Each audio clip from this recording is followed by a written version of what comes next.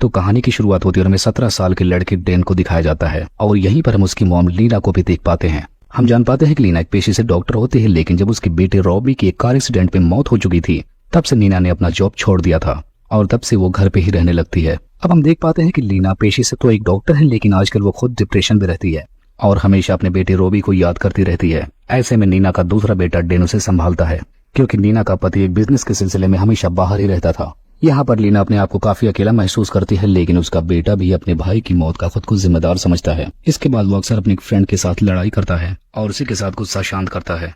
अब हम देखते हैं कि एक दिन नीना और डैन दोनों शॉपिंग करने के लिए जाते हैं, जहाँ पर राजा नाम का एक सड़क छाप लड़का उनकी कार को साफ कर रहा होता है। यहाँ पर गुस्से में डैन उसे ऐसा करने से मना करता है, लेकिन फिर भी उसकी मॉम उसे कुछ पैसे दे देती है। असल में हम जान पाते हैं कि यह कार साफ करने वाला लड़का बहुत ही पहुंची हुई चीज होता है, जिसे अपने से बड़ी औरतों में काफी ज्यादा इंटरेस्ट होता है। हम जान पाते हैं कि जब राजा स्कूल में था तब उसकी गर्लफ्रेंड एक टीचर हुआ करती थी और उसकी उम्र लगभग 60 साल थी। लेकिन ये लड़का इतना हरामी किस्म का था कि जिस भी औरत पर इसका दिल आ जाता था ये उसके साथ सोना चाहता था, और अगर कोई औरत उसके साथ ऐसा करने से मना करती है तो उसे मार भी देता है। अब हम देखते हैं कि नीना और डैन दोनों शॉपिंग करके अपने घर के लिए वापस जाने लगते हैं, लेकिन तभी डैन अपनी कार रिवर्स करते टाइम राजा को ठोक देता है, जिसकी वजह से उसे थोड़ी सी चोट लग जाती है। अब ये बात जब नीना को पता चलती है कि उसके आगे पीछे कोई नहीं है, तब नीना उसके मरहम पट्टी करने के लिए उसे अपने घर पर लेकर चली आती है और यहाँ पर वो उसका इलाज करती है, क्योंकि नीना एक डॉक्टर भी होती है।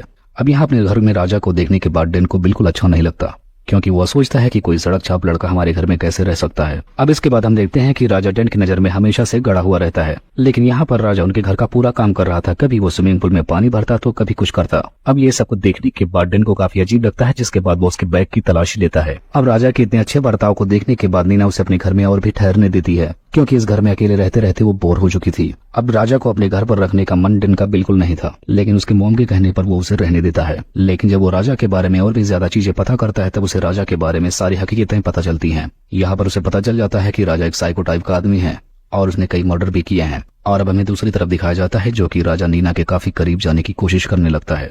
उसे हर बार अलग अलग तरीके से छूने की कोशिश करता है। अब एक बार तो इतनी हद हो जाती है कि डैन राजा को उसकी मॉम के साथ इंटीमेट होते हुए देख भी लेता है, जिसके बाद उसे ऐसा देखने पर बहुत गुस्सा आता है, जिसके बाद वो एक चाकू से उसे मार देता है और उसकी लाश को ले जाकर जंगल में गाड़ देता है। अब हम देखते हैं कि डैन जब घर आता है तब नीना उसे नहलाने लगती है और उसी वक्त उसका हस्बैंड भी आ जाता है और घर आकर वो नीना को बताता है कि मेरे साथ पुलिस ऑफिसर भी आए हैं। इन्हें राजा के बारे में कुछ पता चला है कि उसने कई औरतों का मर्डर किया और वो हमारे घर में आकर ठहरा हुआ है।